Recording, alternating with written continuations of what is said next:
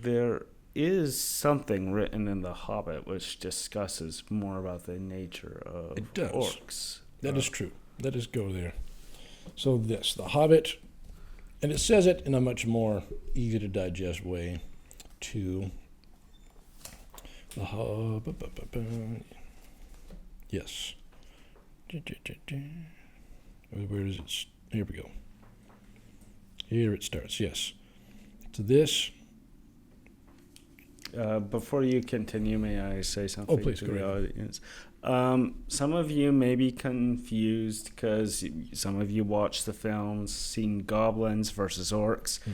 In the works of Tolkien, he uses the words interchangeably sometimes. They still are technically the same species, so just for context. Yep. Yes, that is true. Where it's mostly in like the Lord of the Rings, Silmarillion uses orc. And then in The Hobbit, mostly, it's where goblins use more. But yes, like Ethan said, it's a same thing, just different word. Actually, Tolkien he used the word goblin from another author that he read. I forget the name of him now. And that guy used the word goblin, but Tolkien didn't want to keep that word goblin because his goblins were notably different, and so he tried to think of a different word for it, and he used an old Norse word which is spelt the same, which means demon. Fun fact. Okay. Yes, this is a very much more easy to digest description about just like this is like the basic nature of orcs. First we talked about how orcs are naturally bad. They are inclined to do bad things because they were corrupted.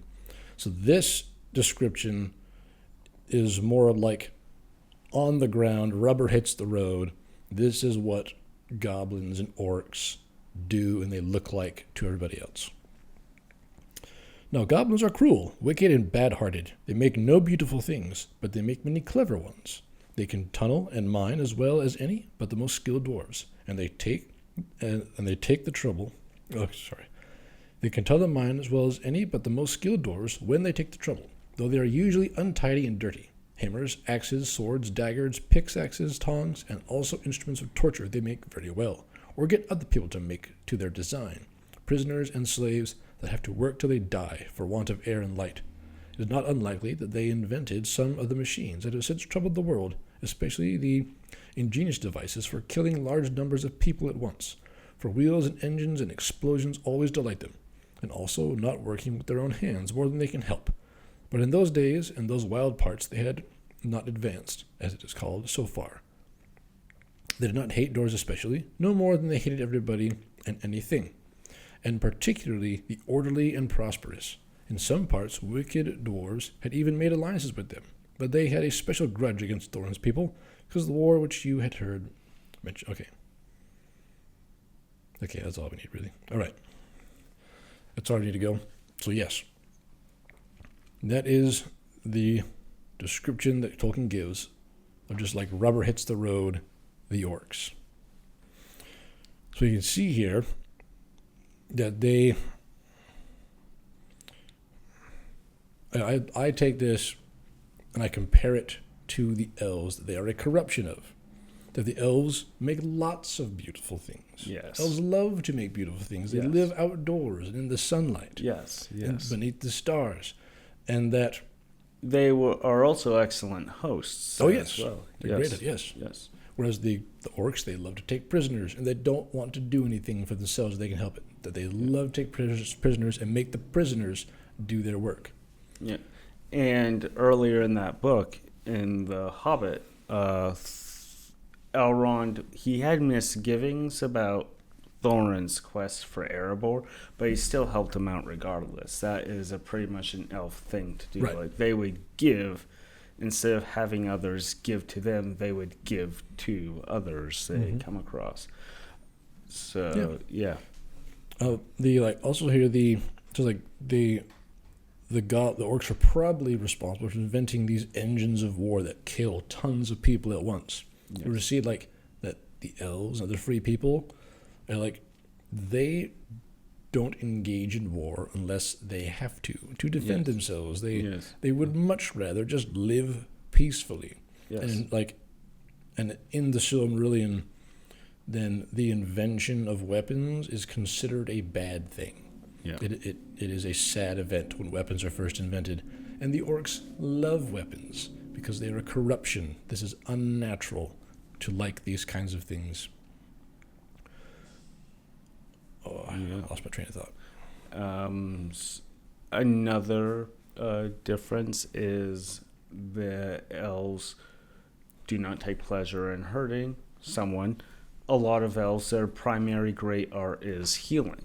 In comparison to the goblins, their primary art is causing pain, death, and suffering. Yep. Yes. I was going to go with this. That it says that they hated everyone and everything, but especially the orderly and the prosperous.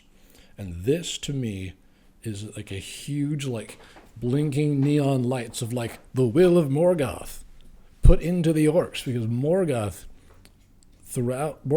there's several things that Morgoth is not able to dominate. Morgoth, from the very beginning, he is always trying to dominate things. Yeah. He's trying to he tried to take light for himself, but he couldn't get it. He was never able to, like, fully master running water. Morgoth until Morgoth got his flying dragons at the last possible second. He had no air power in the slightest. He had no air force. There are some things Morgoth just cannot get. And whenever Morgoth cannot get something, he hates it. Yes. He hates it with a passion. He goes nuts. And he just sits and he stews in the darkness when he cannot control something. So I seeing this where, like, the elves and, like, the goblins and the orcs here, where they're dirty and they don't really care to work very hard and they're just makeshift with everything. And they love to, like, destroy stuff and kill people all the time. And that, like, then they hate the people who are orderly, who are prosperous. Anyone who's not like them, they just hate them outright. Yeah. And reading that in The Hobbit, and then reading it later in the Silmarillion, I was like, oh, the nature of evil. It's like that consistency you're talking about. Yes. So that was one thing I really wanted to call out from that section. Yeah.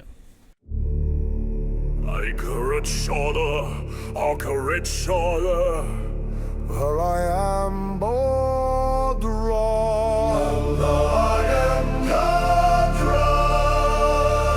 From mountains high to dungeons deep, there's a lot of Tolkien lore to keep.